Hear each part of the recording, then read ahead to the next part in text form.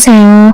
미세먼지가 기승을 부리는 지금 칼칼한 목을 달래려 따뜻한 차 한 잔을 마시며 이곳을 찾아와 사연을 끼적여보고 있습니다. 저는 지금 30대 중반으로 접어들고 있는 여성입니다.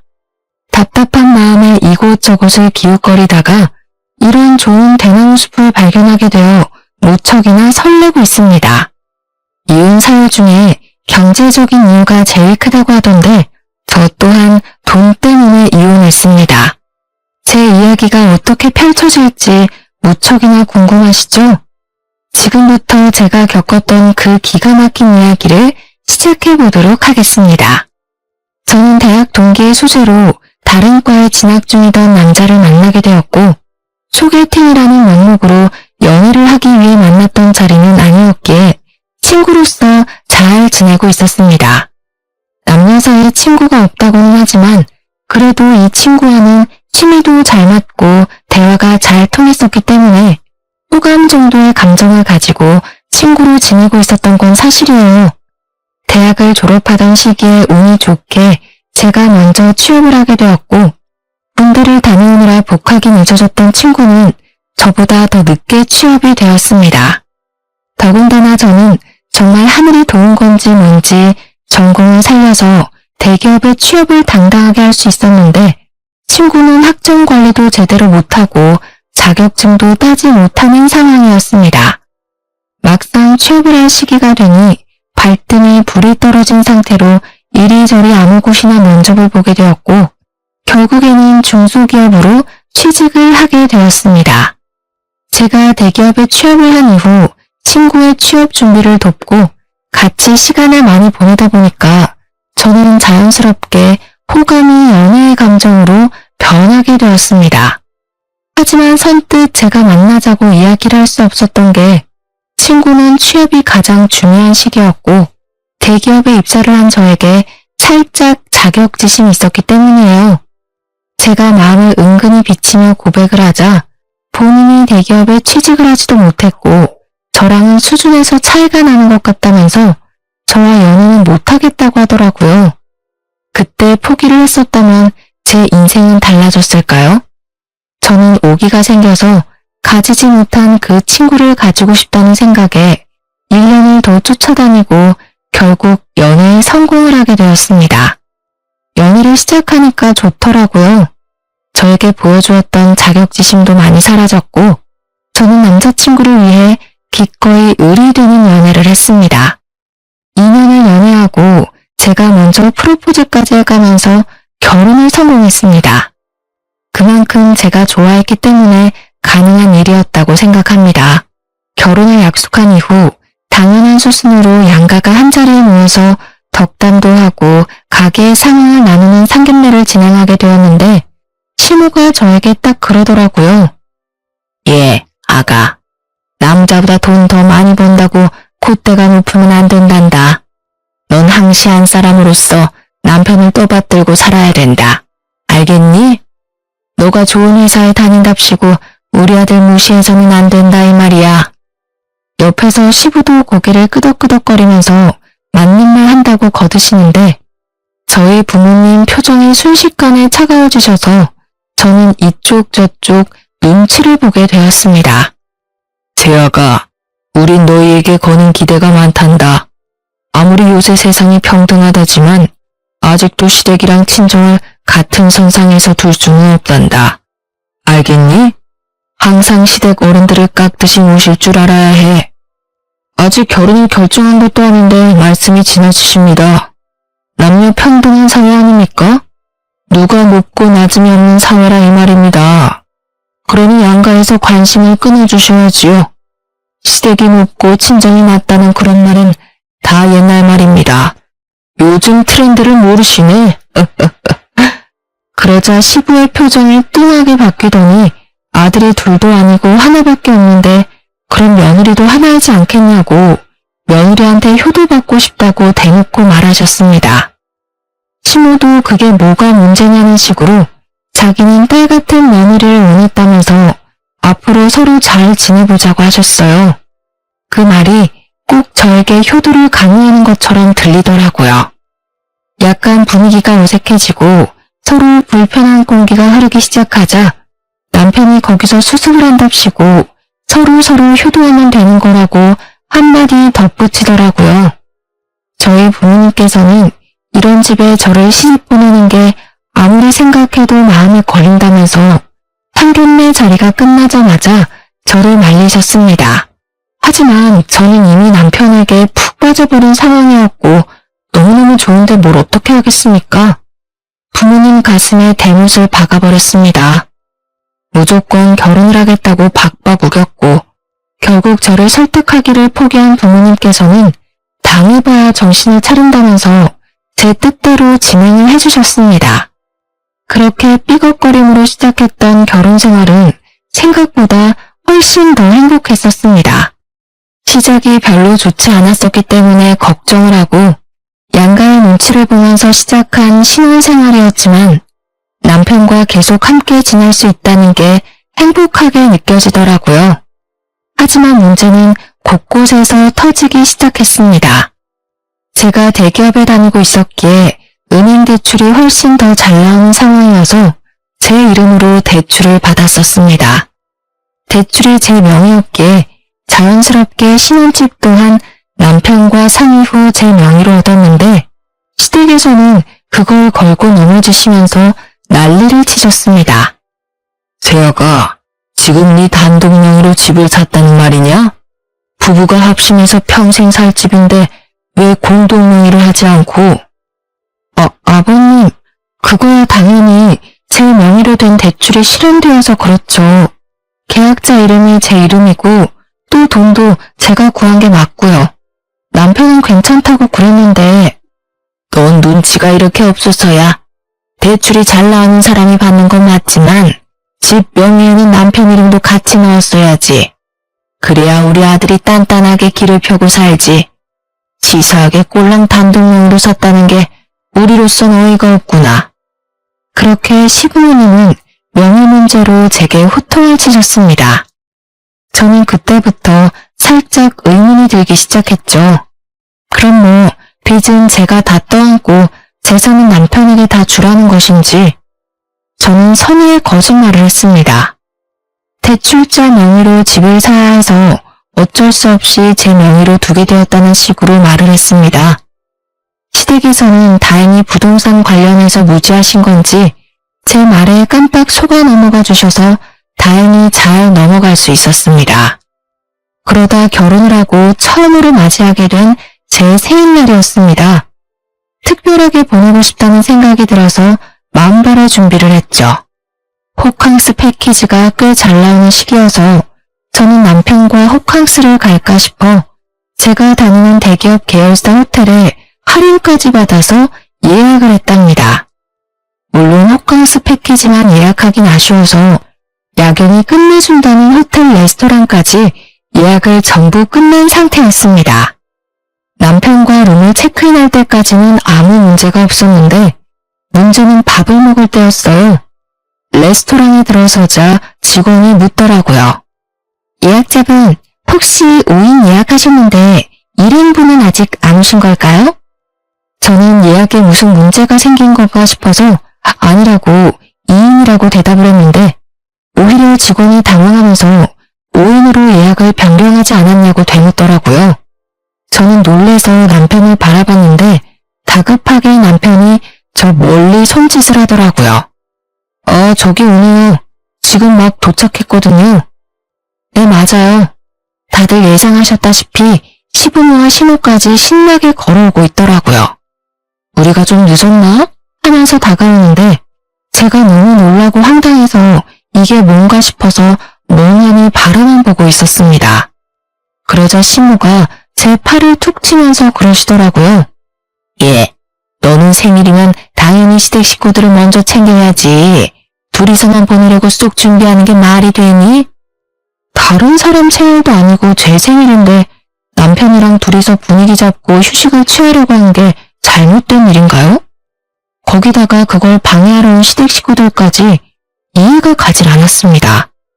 제가 너무 어이가 없어서 남편을 빤히 쳐다보고 있었는데요. 남편이 웃는 얼굴로 저한테 이렇게 말하더군요. 당신 생일인데 특별하게 다 같이 모이면 더 좋잖아. 함께 보내는 생일이 더 기억에 남는 법이지. 우리 부모님도 동생도 호텔 구경시켜줄 겸 당신 생일도 축하해주고 완전 일석이조잖아. 이런 멍청한 남편의 말 한마디에 숨이 턱턱 막히기 시작했습니다. 이왕 이렇게 된 거 밥만 먹고 피곤하다는 핑계로 빨리 헤어져야겠다 생각을 하고 있었는데 망할 신우가 어이없는 소리를 하더라고요. 언니, 이 호텔 수영장이 그렇게 유명하다면서? 무슨 인피니트 풀이 어쩌고 하던데. 그래서 나 수영복 챙겨왔잖아. 내일 아침에 수영하고 조식 먹고 체크아웃하면 딱이겠다. 그치? 아싸, 너무 재밌겠다. 여기 비싸서 평소에 와보고 싶었는데. 시원이 땡큐. 그제야 신우를 보니까 짐을 산더미처럼 들고 왔더라고요. 남편이 우리가 호캉스를 하기로 했다고 말을 한 건지 신나서 방방 뛰는데, 아니 제 생일인데 도대체 왜 신우가 수영하고 노는 꼴을 봐야 하는지, 그 뒤치다거리를 왜 제가 해야 하는지 진짜 기가 막혔습니다. 다른 말도 아니고 제가 결혼하고 처음으로 맞이하는 생일날이었는데요. 게다가 그 비싼 호텔 레스토랑 식사값을 시부모가 계산해준 것도 아니었습니다. 뻔뻔하게 저한테 잘 먹었다, 생일턱 아주 제대로 쏘는구나 하면서 하하호호 하더라고요. 남편은 저한테 계산하고 오라고 등 떠미는데 생일 내내 두통이 가시질 않았어요. 저한테 생일 선물을 준 것도 아니고 제가 왜 시부모의 밥값까지 계산을 해야 되는지 아무리 생각해도 납득하기 힘들었습니다. 이런 게 빨대 꼽힌 건가 싶더라니까요. 심지어 시부모님이 호텔 구경하고 싶다면서 제가 예약한 룸까지 따라 올라오는 게 아니겠습니까? 점점 가관이구나 싶어서 어디까지 하는지 지켜보고 있었습니다. 당연히 남편과 둘이 보낼 생각이었기 때문에 더블 침대가 하나 있는 방을 잡았는데 방 구경을 하던 시모가 그러더군요. 얘는 방을 잡아도 이렇게 작은 방을 잡았어? 우리는 잘 곳도 없겠네. 그냥 가야겠다. 다음에는 큰 방으로 얻어서 다 같이 지내자. 알겠니? 제가 기가 막혀서 대답도 않고 있는데 호텔 문에 들어가면 미니바가 있잖아요. 이쁘게 전시된 와인과 유리잔들 말이에요. 공짜가 아니라서 뜯기만 해도 전부 추가 계산해야 되는 것들인데 하필 시부가 거기서 영장을 지르는 겁니다. 이야, 이거 비싼 술인데 잘 됐다. 이번 기회에 먹어보자. 내가 술에 대해 관심이 없는 사람인데도 저건 안단 말이지. 며느리가 효도 제대로 시켜주네. 다들 이거 한 잔씩만 맛봐봐. 이게 얼마나 맛있냐면 거기서부터 시작이었습니다. 시부가 잡아든 술은 위스키였어요. 꽤 독한 술인데도 냅다 열어서는 와인잔에 콸콸 따라서 한 입 털어놓더라고요. 두 눈을 의심했습니다. 그게 얼마나 비싼지 예상이 안 돼서 손이 달달 떨렸어요. 아버님, 그거 다 돈 내고 마셔야 하는 건데 그렇게 뜯어버리시면 어떡해요? 참다 제가 한마디를 했더니 시부가 두 번째 잔을 따르면서 껄껄 웃는 겁니다. 되게 없다는 우리 며느리 생일인데 당연히 이 정도는 며느리가 쏘는 거 아니냐? 효도가 별거야? 이런 걸로 하는 거지. 아무튼 우리 며느리 한 잔만 하고 갈 테니까 쉬어. 그러더니 그 자리에서 한 병을 모조리 다 마시는 게 아니겠습니까? 그 술을 다 마실 때까지 시무는 자기 침대처럼 저희 부부가 사용할 침대에 씻지도 않고 누워서 휴대폰 게임을 하고 있었고요. 시무는 TV 채널 돌리면서 이게 재밌네 저게 재밌네 내내 남편 붙잡고 이야기를 하고 계셨습니다. 저는 난장판이 되어버린 호텔룸을 보면서 좌절과 절망을 고스란히 느끼고 있었고요. 술을 끝까지 드신 시부는 취한 것 같다고 운전을 못하겠다고 하시더라고요. 생각해보니 시부가 차를 끌고 왔는데 냅다 술부터 드시고 본 거죠. 저는 대리를 부르려고 했는데 시부가 자기 차를 남에게는 못 맡긴다면서 남편에게 데려다 달라고 하는 게 아니겠습니까? 그런데 진짜 우리 남편도 경우가 없긴 매한가지였네요. 시부한테 차 키 달라고 하면서 대리비도 아까운데 자기가 데려다 주겠다고 시부모를 챙겨서 나가는 게 아니겠습니까? 그리고 신우는 도대체 왜 버티고 있는 건지. 결국에는 저랑 신우랑 둘이 덜렁 호텔에 남겨졌고 신우가 씻고 오겠다고 하길래 그냥 자포자기한 심정으로 휴대폰을 만지고 있었는데 신우가 화장실에서 나오질 않더라고요. 뭘 하고 있길래 이렇게 오래 걸리냐고 했더니 글쎄 호텔 측에서 저희 부부에게 패키지 선물로 준 입욕제가 있었는데 그걸 욕조에 풀어서 반신욕을 하고 있더라고요. 그 입욕제가 아까웠다기보다는 저 쓰라고 준 건데 당당하게 자기가 반신욕을 하고 있으니 화가 머리 끝까지 차올랐습니다. 그리고 불난 집에 기름을 콸콸 쏟아부은 것은 다름 아닌 남편이었습니다. 막상 시댁에 도착하고 나니까 너무나도 피곤하다면서 시댁에서 자고 다음날 아침에 호텔로 가겠다고 연락이 오더라고요. 저는 남편과 분위기를 잡고 밤새 미래에 대한 이야기를 나누며 생일을 축하받고 싶었거든요. 정말 최악의 하루를 맞이해야 했습니다. 졸지에 저는 생일을 신우와 함께 호캉스를 즐겼고요. 미리 말했던 대로 아침 7시부터 일어나서 유난을 떨던 신우는 정말 수영을 하고 온다며 나갔습니다. 아침부터 화장한다, 옷 고른다 하면서 룸을 뒤집어 엎고 다녀준 덕분에 저는 잠도 못 자고 혼자 룸에 남아서 신우를 기다려야 했습니다. 정신 나간 신우는 수영장에서 실컷 놀다 온 꼬락서니로 남편 대신 본인이 조식을 먹겠다면서 저한테 조식 먹으러 가자고 하더라고요. 남편 몫에 조식까지 해치우고 체크아웃을 하고 나서 저는 빨리 도망을 치려고 했는데 신우가 저를 붙잡는 게 아니겠습니까? 언니, 내가 깜빡하고 지갑을 안 들고 온 거 있지? 택시 타고 우리 집으로 가자. 어차피 오빠도 우리 집에 있으니까. 자포자기한 심정으로 신우랑 택시를 타고 시댁에 도착해서 남편에게 전화를 했습니다. 시댁에 발을 들이고 싶지 않아서 나오라고 했더니 저한테 잠깐 집에 들어오라고 시부모님한테 인사는 하고 가야 하지 않겠냐고 하더라고요.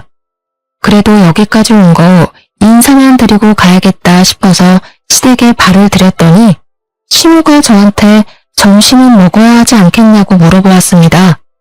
저는 집에 가서 남편이랑 밥을 먹을 생각이었지만 시댁에서 먹고 가는 게 편하겠다는 생각이 들어서 네, 먹어야죠.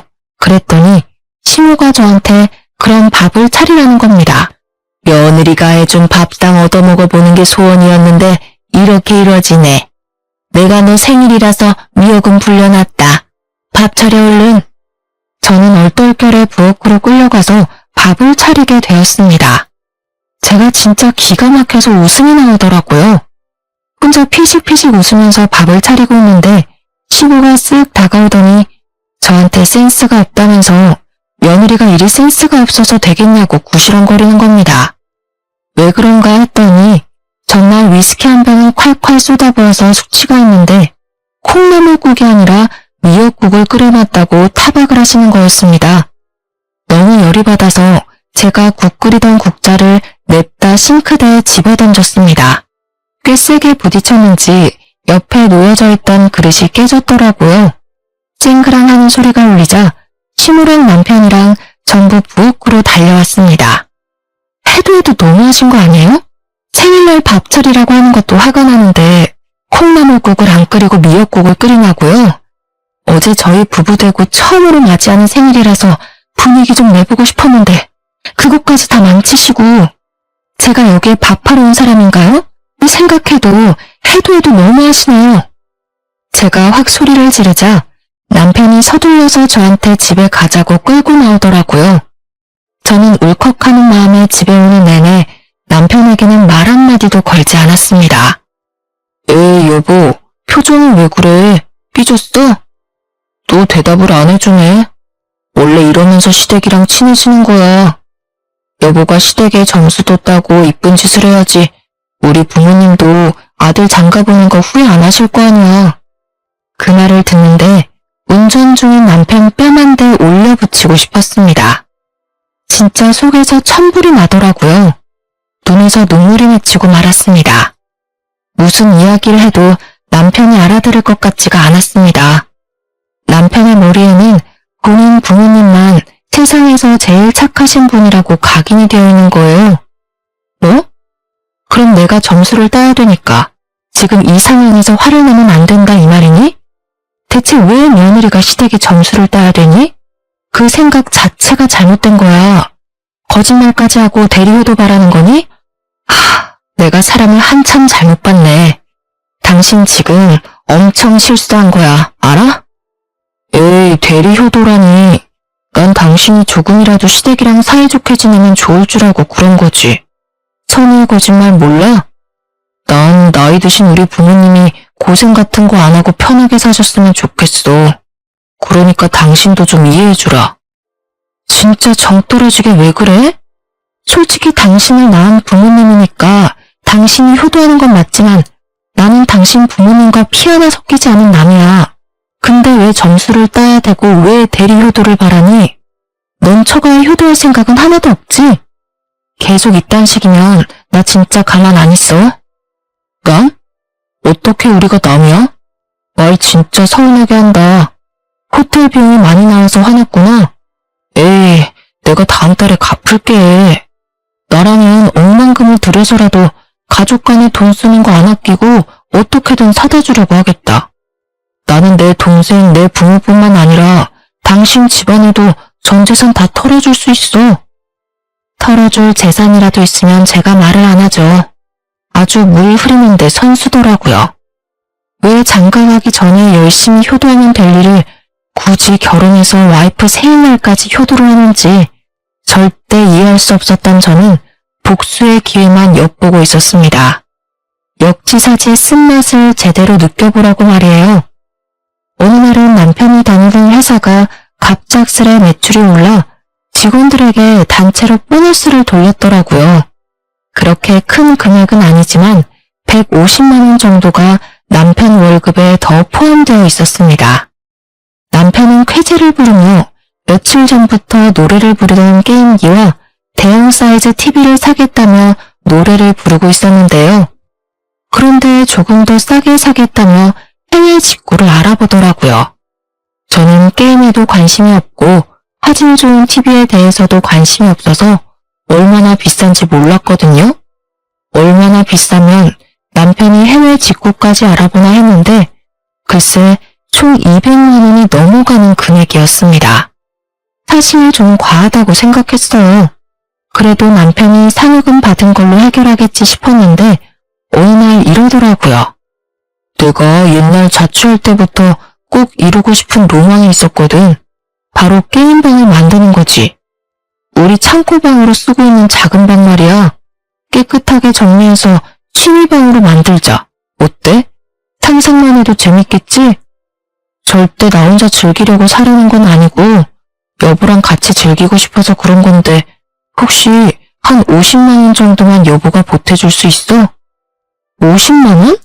뭐야? 그렇게 비싼 거였어? 그냥 좀 저렴한 게임기 사면 안 될까? 아니야. 좀 더 비쌀수록 화질도 좋고 얼마나 생동감 넘치게 즐길 수 있는지 여보는 모르지? 내가 상여금 150만 원 보태잖아. 설마 돈도 잘 벌면서 아끼려는 건 아니지? 우리 같이 즐기는 취미 하나 만드는 비용이라 생각하고 50만 원만 보내주라. 아, 알겠어. 그럼 일단 생활비 통장에 넣어놓고 내가 카드값 정산 다 끝나면 남는 금액으로 사자. 알겠지? 아싸, 진짜지? 무르기 없다. 아, 나 정말 사고 싶었는데 역시 우리 와이프가 짱이야. 그렇게 며칠이 지났습니다. 제 월급에서 떼어낸 50만 원이 합쳐지고 생활비 통장에 총 200만 원이 모이자 남편은 3일 동안 각종 구매처를 꼼꼼하게 비교해보고 있더라고요. 그런데 때마침 시모가 제게 연락이 왔는데요. 얘야, 다른 건 아니고 말이야. 나이가 드니까 하나씩 골병이 드는데 다른 건 몰라도 청소하기가 너무 힘들구나. 요즘 로봇 청소기가 그렇게 잘 나온다고 하던데 하나 있으면 좋을 것 같구나. 너 돈도 잘 버니까 하나만 구매해서 보내다오. 나이 들고 골병 나서 병원비 몇백 드는 것보다 낫지 않겠니? 좋은 게 좋은 거다 생각하고 좀 사줬으면 하는구나. 어머님, 그런데 로봇 청소기 사용하실 줄은 아세요? 휴대폰으로 조작하셔야 되는데 아마 힘드실 텐데. 어머, 얘 좀 봐. 그게 뭐 어렵다고. 네가 사주면 아까워서라도 쓸 거야. 그건 걱정하지 말고 한 100만 원짜리 로봇 청소기가 좋을 것 같은데. 그게 자동으로 걸레도 빨아준다네. 나도 다 알아보고 사려는 거야. 그러니까 꼭 내가 말한 모델로 사야 한다. 오? 아, 알겠어요. 그럼 최대한 빨리 배송시킬 테니까 시댁에 도착하면 연락 한번 해주세요. 어머, 난 너가 한 번에 오케이 할 줄 몰랐는데 역시 대기업 다니는 며느리는 다르구나. 옆집 현수 엄마는 며느리한테 사달라고 졸라도 안 사준다던데. 내가 며느리 하나 잘 골랐다니까 정말. 시모의 부탁에 저는 서심없이 사주겠다고 약속했어요. 당연 남편이 받은 상여금을 쓰려는 생각으로 약속한 거죠. 때마침 역지사지를 제대로 보여줄 기회라고 생각했거든요. 어찌나 상상만 해도 통쾌하던죠. 일부러 남편이 먼저 결제할까봐 미리 선수 쳐서 로봇 청소기를 결제했네요. 그리고 이틀 만에 제가 구매한 로봇 청소기가 배송되었다며 사진을 찍어서 보내왔더라고요. 물론 고맙다며 전화까지 왔고요. 때마침 남편이 퇴근해서 집에 와 있었고 남편도 들을 수 있게 통화 소리를 키워서 통화했죠. 예, 흠집 하나 없이 잘 도착해서 딸 도움받아서 어플까지 다운받고 쓰고 있단다. 세상 정말 좋아졌다니까. 이제 구역 정해놓으면 이게 알아서 막 청소를 시작하는데 아주 내 속이 다 시원하구나. 이제 허리 아프게 바닥 청소 안 해도 돼서 친구들이 날 얼마나 부러워하는지. 아니, 이게 다 너 덕분이구나. 어머, 그래요? 다행이네요. 그런데 그거 제가 산 거 아니에요. 남편이 회사에서 이번 달 보너스 받은 걸로 산 거예요. 남편이 효도하고 싶다고 선뜻 사자길래 최고로 비싼 모델 사드린 건데 마음에 드세요? 뭐? 우리 아들이 샀단 말이니? 아니, 넌 돈도 잘 버는 애가 왜 돈을 아끼고 그러니? 난 너한테 사달라고 그랬지 우리 아들한테 사달라고 한 적 없잖니? 어머, 어머님도 참? 허리가 안 좋아서 청소하기 힘들다고 그러셨잖아요. 이럴 땐 자식 된 도리로 응당 필요한 거 사드려야죠. 제가 마침 대출금 낸다고 모아둔 돈이 한 푼도 없어서 남편 상여금 받은 거 좀 썼어요. 그래도 청소기 만족하시죠? 아유, 이거 이미 뜯어서 환불도 안 될 텐데 내가 며느리 장난에 당했구나. 다음에 절대 그런 짓은 하지 말거라. 알겠니? 끊는다. 그렇게 통화를 마쳤더니 남편이 저를 빤히 쳐다보더라고요. 속으로 설마 그 돈을 다 썼어? 하는 표정으로 말이에요. 그래서 확인 사살을 시켜주기 위해 얼른 생활비 통장 잔액을 확인해 보라고 그랬죠. 정확히 200만 원이 사라진 내역을 본 남편이 빨개진 얼굴로 야! 라고 크게 소리를 지르더라고요. 여보, 장난이지? 아, 빨리 돌려놔. 나 진짜 오늘 저녁에 진짜 결제하려고 그랬단 말이야. 응? 장난 아닌데? 왜? 시부모님이 몸이 안 좋으셔서 로봇 청소기가 필요하다는데 그럼 안 사줘? 당신이 나한테 그랬잖아. 효도하고 살아야 된다고. 그리고 같이 쓰면 더 좋을 테니까 내가 특별히 친정에도 같은 모델로 선물해줬어. 나 착하지? 뭐? 그럼 100만 원짜리를 진짜 2개씩이나 샀단 말이야? 당신 진짜 왜 그러냐? 나 정말 2년 전부터 이거 사고 싶었는데 알고도 이런 짓을 꾸며? 이런 짓이라니 말이 너무 심하다. 내 생일날 당신이 나 몰래 가족들 주렁주렁 달고 와서도 내가 화 한 번 안 냈잖아. 다 시부모님한테 점수 따는 거라고 오히려 좋은 거라고 그랬잖아. 그리고 친정 부모님도 쓰고 다 같이 쓰면 더 좋잖아. 아니야? 우리 부모님도 사위가 사주는 거라고 하니까 얼마나 얼굴이 환해지던지. 당신이 봐야 된다니까. 특별히 내 돈도 50만 원 보탠 거니까 너무 억울해하지 않아도 돼. 당신 참 속 깊은 사위라고 친정에도 점수 따게 해줬으니까. 나한테 오히려 좋아야 되는 거 아니야? 아니, 그건 그 뜻이 아니라고. 시댁에만 잘하면 되지. 꼭 처갓집까지 똑같이 사주냐? 너 저번에 호텔에 가족들 데려간 걸로 나한테 안 갚음하려고 그런 거지? 와, 내가 속았네, 속았어. 완전 사기 결혼 당한 기분이야. 뭐? 지금 사기 결혼이라고 그랬니? 그럼 나는 어떻겠어? 난 내 생일날에 시부모님 모시면서 쓰지도 않아야 될 돈 써가며 효도했는데 이건 사기 결혼 아니야? 역지사지 당해보니까 얼마나 잘못했는지 이제 좀 알겠냐? 난 너가 엄청난 효자라서 이런 건 웃으면서 가볍게 넘어갈 줄 알았는데 게임기 하나의 얼굴에선 사기 결혼이니 뭐니 운운하는 거 보니까 꽤 어이가 없네. 끝까지 효자 컨셉으로 갈 거면 겨우 이딴 일로 억울해하지를 마. 제 말에 대답을 하지 못한 남편은 울분을 토하며 집을 뛰쳐나갔습니다. 자기가 생각해도 화를 내면 안 되는 상황이란 걸 깨달은 거죠. 분명 본인이 효도하는 게 최고라고 오히려 시댁에 점수 따서 좋지? 라고 말했던 과거의 말들을 주워 담을 수는 없으니까 말이에요. 그리고 한날은 신우가 저더러 백화점 같이 가자고 연락이 온 겁니다. 또 뭔가를 사달라고 하겠거니 예상은 했습니다. 역시나 제 예상은 정확히 적중했죠. 어머, 당연히 선물 사줄 거라 생각해서 쥐가 만들고 왔는데요. 10만 원밖에 안 하잖아요. 사주세요. 네, 이렇더라고요. 그래서 모든 걸 내려놓고 신우가 사달라는 거 전부 사줬습니다. 남편의 신용카드로 말이에요. 마침 할인 들어가는 주유카드가 필요해 남편 신용카드를 한 장 들고 있었거든요. 장장 3시간 동안 5층부터 10층까지 싹 도는 동안 결제한 금액은 정확히 180만 원이었어요. 싱글벙글 웃으면서 채연이 최고 그러더라고요. 카드 결제 문자가 연속해서 전송이 되었는지 남편이 바로 전화를 하더라고요. 너 무슨 백화점에서 카드를 이리 긁었어? 장난해? 나보다 돈도 많이 벌면서 내 카드는 왜 쓰는데? 네 동생 선물 산 건데 언제든 가족 간에 돈 쓰는 걸 아끼면 안 된다며. 한두 다 써가면 다른 신용카드 주면 되겠네. 너희 소중한 여동생이 사달라는데 사주기 싫어? 그러니까 씩씩거리면서 왜 다 일시불로 샀냐고 할부로 사지 그랬냐고 말을 바꾸더라고요.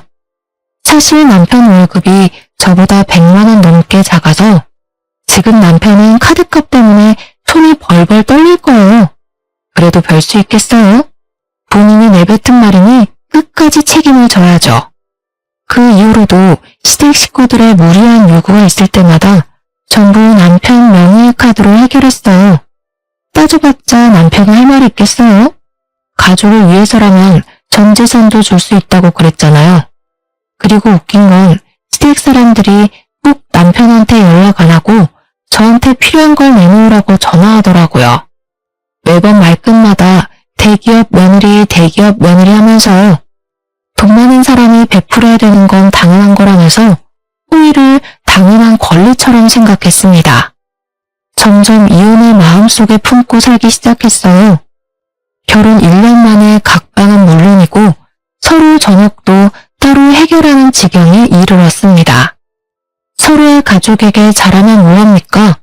부부 사이가 최악으로 치닫고 있는데 실망이 너무나도 커서 일주일 동안 한마디도 안 한 적도 있었어요. 그렇게 냉전 상황을 한 달 정도 유지했을 때 지방에 계신 친정엄마한테서 전화가 왔는데요. 딸, 이서방이 급하게 돈 필요하다고 전화했다며? 얼마나 필요하니? 꼭 2천만 원까지 필요한 거야? 혹시 이서방이 옷 사고라도 쳤니? 응? 그게 무슨 말이야? 돈이 필요하다니? 나도 정확하게 못 들었는데 너네 아빠가 이서방에 전화 와서는 생활비가 쪼들린다면서 이대로면 파산하겠다고 울면서 전화가 왔다던데 몰랐니? 최소 2천만 원은 필요하다고 그러던데. 뭐? 2천만 원? 그게 무슨 말이야. 집도 내 명의로 대출받은 거고 그렇게 큰돈 나갈 게 없는데. 서로 얘기가 안 된 거니? 혹시 너네 싸웠어? 우리도 2천만 원이 너무 큰 금액이고 못 준다고 연락한 건데. 통화를 끊고 곰곰이 생각해봤어요. 시부모님과 신우가 사달라는 걸 전부 남편의 개인 카드로 사용하긴 했는데 파산까지 고려할 정도는 아니었거든요. 다 합쳐도 기껏해야 300만 원 정도였지 2천만 원은 말도 안 되는 금액이거든요. 신혼집 대출도 제가 내고 있는데 대체 무슨 2천만 원이 필요하단 말입니까? 저는 저녁에 퇴근한 남편에게 대뜸 물었습니다. 당신 친정에 전화했어? 어이 참, 장인어른도 입이 가벼우시네. 그걸 바로 얘기하냐? 진짜로 전화했다고? 아빠한테 2천만 원 빌려달라 했다며? 그런 큰 돈이 왜 필요한 건데? 그리고 나한테 왜 물어보지도 않고 전화해서 돈 내놓으라고 하면 어떡해? 당신 뭐, 나 몰래 도박해? 아니, 그게 사실 여동생도 곧 시집을 가야 되는데 이 기집애가 모아둔 돈이 있어야지. 연애는 1년밖에 안 했는데 그 기집애랑 결혼한 남자가 글쎄 중소기업 대표란다. 그래서 결혼식은 꼭 진행해야 되는데 그쪽에서 조건을 건 거야. 결혼식 비용이랑 신혼여행 비용으로 최소 2천만 원은 여동생이 해오기로 말이야. 뭐? 그럼 신우 결혼식 비용으로 우리 친정에 2천만 원을 빌리려 한 거니? 그것도 나한테 한마디 말도 없이? 에이, 너한테 말하면 너가 또 싫다고 바락바락 대들면서 거절했겠지. 좋게 생각해. 여동생이 시집 한번 잘 가면 우리한테 콩고물 떨어질 줄 알아? 이 기집애도 남자 하나는 잘 물었지. 회사 대표한테 시집을 갈 줄이야. 당신도 기회라고 생각하고 2천만 원 빌릴 수 있으면 좀 빌려주라. 지금 장난해? 내가 왜 그래야 되는데? 말 같지도 않은 소리 그만 좀 해. 아, 또 단박에 자르네. 내 말 좀 들어보라니까. 진짜 신혼도 확실해. 외제차도 3대나 가진 부자라고. 영 불안하면 내가 차용증까지 쓸 테니까 제발 2천만 원만 좀 부탁하자. 응? 저는 더 이상 말을 잇지 못하고 남편 등짝을 퍽퍽 쳤습니다. 그리고 꼴도 보기 싫어서 신혼집에서 쫓아냈죠. 남편은 하는 수 없이 나가더니 시댁에서 자는 것 같았습니다. 그리고 친정에는 2천만 원 줄 필요 없으니 무시하라고 말해뒀고요. 그런데 다음날부터 시모가 난리를 치는 겁니다. 돈 나올 구멍이 저희 친정밖에 없다는 이유로 돈을 요구했습니다. 뭐 가족끼리 필요하면 빌려줄 수야 있죠. 그런데 남편과 시모의 태도가 불만인 겁니다. 거의 날강도가 따로 없어요. 처음에 남편이 친정에 말도 안 하고 돈 빌리려다 딱 걸린 것도 모자라서 이젠 당당하게 돈 달라고 하는 것 좀 보세요. 여러분도 어이없으시죠? 제가 왜 이혼을 안 하는지 말이에요. 저도 이미 콩깍지가 벗겨진 지는 오래였고 남편에 대한 정도 다 사라진 지 오래예요. 그저 적당히 이혼할 기회를 엿보고 있었습니다. 이혼이 서로 합의가 안 되면 소송까지 가야 되고 그럼 저는 돈과 시간을 쏟아부어서 이혼해야 되니까요. 그래서 조용히 있었던 겁니다. 가만히 있으면 먼저 이혼하자는 소리가 나올 것 같았거든요. 아니나 다를까 2주 정도 무시했더니 드디어 한 통의 문자가 도착했습니다. 전화를 안 받으니까 문자로 왔더라고요. 이년아, 우리가 갚는다잖니 이 쫌생이 같은 거사. 사돈은 가지고 있는 농지만 팔아도 2천만 원 충분히 만들 수 있지 않니? 그런데 왜 안 빌려줘? 너 같은 독한 년은 나도 필요 없다. 돈 안 빌려줄 거면 이혼해. 넌 처음부터 마음에 안 들었어. 문자를 받자마자 남편에게 그대로 보냈습니다. 1분 만에 전화가 오더라고요. 너네 엄마가 이혼하라네? 넌 어떻게 생각해? 이혼이 애들 장난도 아니고 그냥 돈만 빌려주면 끝날 일인데 왜 자존심 피워선. 미안한데 상황 파악 못하니? 이혼할 거면 빨리 정해. 합의 이혼할지 아니면 소송 이혼할 거니까 그렇게 알아. 뭐? 소송? 당신 그렇게 이혼이 쉽니? 이런 건 이혼 사유 축에도 못 껴. 우리 엄마가 뭐 구박을 했니? 아니면 시집살이를 시켰니? 지금 네 태도가 너무하다 생각 안 해? 왜 이혼 사유가 안 된다고 생각해? 생일날 거짓말 치고 시부모 데려온 너랑 사사건건 나한테 하나라도 더 뜯어먹으려는 시댁이랑 친정에 2천만 원까지 빌려달라는 너 같은 놈 때문에 소송은 아주 손쉽게 끝날 것 같은데? 아니야? 아, 너 진짜 독하구나. 됐고, 이 집은 내가 대출받아서 들어오고 내 명의니까 넌 그냥 문만 나가. 알겠어? 합의 이혼한 걸로 알고 시댁엔 네가 말해. 니네 엄마가 이혼하자고 말 꺼내서 이혼당한 거라고 시댁 가서 똑똑히 전해. 한번 마음을 먹고 일을 진행하니 일사천리로 모든 것이 이루어지더라고요. 남편 물건과 옷가지들 전부 다 시댁에 보내버렸고 그 이후로 시모와 시모가 번갈아 전화가 왔는데 딱히 말씀드릴 필요는 없겠네요. 저에게 독한 년, 혼자 살아서 얼마나 잘 되는지 보자 라는 내용이 다였거든요. 어떻게 보면 다행이죠. 아직 애도 없고.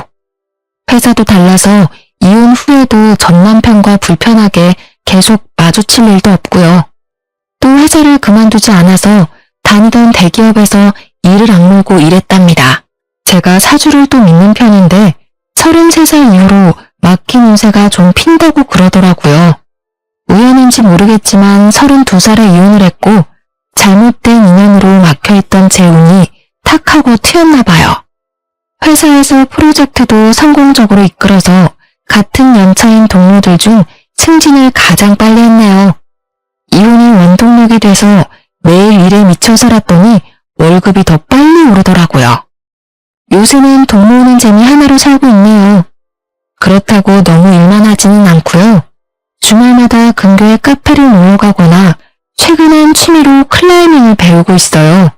그리고 주제넘는 말일 수는 있겠지만 모든 게 지나고 보니 비록 콩깍지가 씌었지만 한 사람을 사랑해서 결혼까지 했다는 거에 후회는 없어요. 그 사람 덕분에 오히려 저 스스로 깨달은 게 많아요. 저는 혼자서 더 잘 살 수 있는 사람이었어요. 누군가에게 의존하려는 사람이 아니었던 거죠. 이혼하면 더 불행해지는 거 아닐까 겁내는 사람들도 많던데 저는 독립적인 성격이라 결혼하면 더 불행해지지 않았을까 생각해요. 아, 그리고 전 남편 여동생 있잖아요. 중소기업 대표랑 결혼한다고 난리치더니만 그 남자 순 사기꾼이었대요. 왜 말로만 듣던 제비였던 거죠. 외제차도 대출받아서 산 거고 회사도 속이고 집도 없는 카포였대요. 어떻게 알게 되었냐면 전 남편이 이혼을 물으자며 제 눈앞에 무릎까지 꿇고 빌더라고요. 그날은 제가 승진턱을 쏘기로 했던 날인데요. 그래서 동료와 선임 몇 분을 데리고 고깃집을 갔어요. 그런데 전 남편이 딱 마주친 거죠. 1년도 안 돼서 고기 굽는 알바생이 되어 있더라고요. 너무 뜬금없죠? 그런데 진짜 땀 삐질삐질 흘리면서 손님상에 고기를 직접 구워주고 있는데 하필이면 제가 동료들과 그 가게를 들어간 거예요. 저는 사실 이혼하고 주변 동료들에게 왜 이혼했는지 세세히 말해주진 않았거든요. 그런데 전 남편 덕분에 동료들도 다 알게 되었네요. 여보, 나 진짜 당신한테 잘못해서 벌 받나 봐. 어? 우리 결혼식 올릴 땐 좋았잖아. 그 행복했던 기억으로 돌아가면 안 될까? 미쳤어? 사람 쪽팔리게 왜 이래? 너 효자잖아. 우리가 왜 이혼했는지 기억 안 나?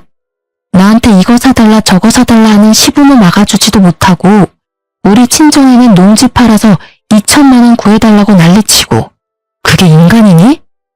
그땐 내가 당신이랑 이혼까지 할 줄은 몰랐지. 지금도 후회돼. 그 2천만 원, 그 자식은 순 사기꾼 자식이었어. 내가 그 자식한테 속은 게 화가 나서 직접 찾아가서 주먹 다짐까지 했다니까. 근데도 바보 같은 동생은 2천만 원 꿀꺽한 사기꾼 자식이 뭐가 좋다고 우리 사랑 가로막지 말라면서 가출까지 했어. 내가 어이가 없어서 말이 안 나오더라니까. 그게 나랑 무슨 상관인데? 내가 이런 말을 왜 듣고 있어야 하지? 우린 이혼했잖아. 뭐? 그러니까 독한 년은 이악 물고 이혼해서 잘 먹고 잘 살고 승진도 했는데 네 꼬라지는 그런 것 같지는 않네. 빈대 같은 니네 부모님 감당하려니까 똥구멍이 아주 찢어지겠지? 어쩌냐? 넌 평생 망해가는 너네 집안의 튼튼한 기둥으로서 더 열심히 돈 벌길 바래. 사람들 앞에서 창피하지도 않은지 무릎까지 꿇더라니까요. 전 남편을 뒤로하고 사장님한테 다가가 직원 교육 다시 시키라고 말하고 나왔네요. 그리고 동료들 데리고 다른 가게 가서 먹었어요. 여러분들도 이런 결말을 혹시 예상하셨나요? 앞으로 제가 혼자의 몸으로 헤쳐나갈 일이 많겠지만 다시는 연애나 결혼을 선택하진 않을 듯 싶어요. 다른 사람을 위해서가 아닌 저 스스로를 위해 오늘도 열심히 살아가고자 합니다. 지금까지 긴 사연 들어주셔서 감사합니다.